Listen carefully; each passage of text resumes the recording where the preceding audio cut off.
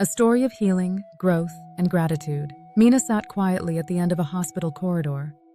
The white walls, the faint smell of disinfectant, and the trees outside the window swaying gently in the wind all seemed ordinary. Yet from that day on, her life began to move in an entirely different direction. "You have breast cancer." The doctor's voice was calm, almost gentle.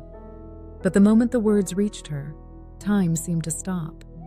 Her mind went blank, and no other sound reached her ears. From that day forward, Mina's life became a cycle of treatments and recovery. Her body weakened, and the reflection in the mirror grew unfamiliar. Her hair fell out, her strength faded, and exhaustion settled deep within her bones. And yet, strangely, one question refused to leave her heart. Why me? Before long, that question quietly transformed. What is this experience trying to teach me? As she slowly began to recover, Mina joined a breast cancer support group. At first, she went out of fear. Being with others who shared the same illness made her feel less alone. But soon, something changed. One day, she found herself holding someone else's trembling hand, listening to their story. "It's okay," she said softly. "I've been there too. It feels unbearable now. But you will get through this." At those words, some people broke down in tears. In that moment, Mina realized something profound. Her pain was no longer meaningless. It had become a light for someone else. Volunteering gave her strength, yet deep within her heart, another voice began to grow louder. "Is this all I am meant to do? Am I truly living the life I want?" She struggled between the responsibilities she carried and the life her heart longed for. It was during this time that she encountered her teacher's lectures. The idea that a single word could shape a life, and that one's attitude could determine the direction of existence, shook her deeply.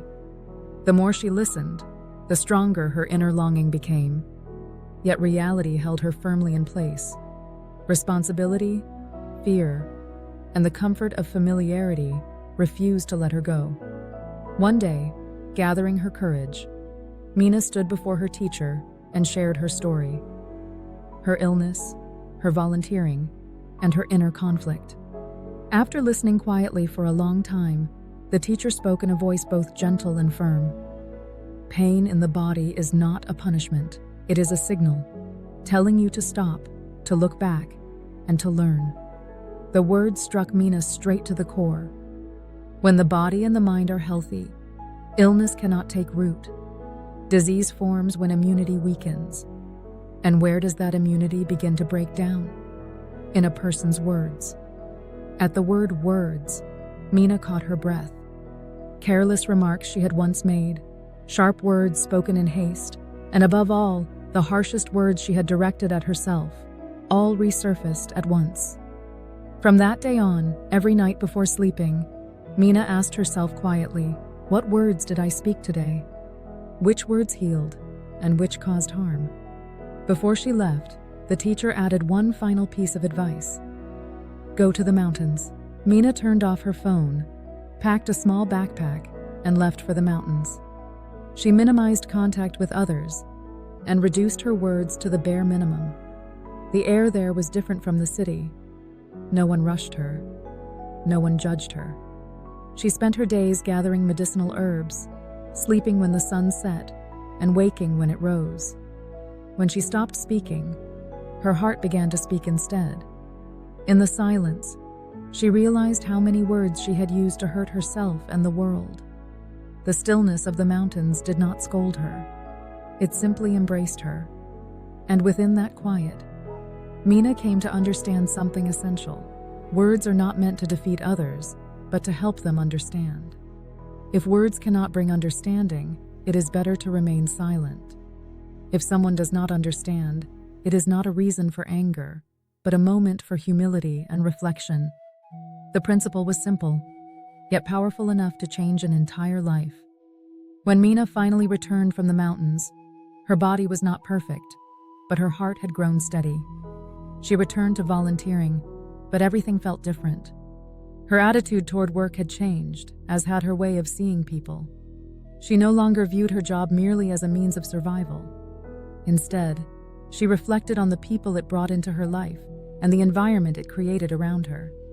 She chose observation over complaint, learning over resentment. She realized that fully embracing one's given circumstances was how inner strength is built. Mina's words grew gentler, and those words returned to her as trust and peace. She no longer resented her illness. It had forced her to stop, to look inward, and to change the direction of her life.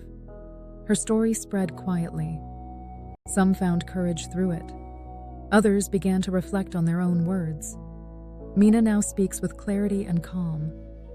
What we need to change is not the world, but the way we face it. Her life is still unfolding, but it no longer wavers.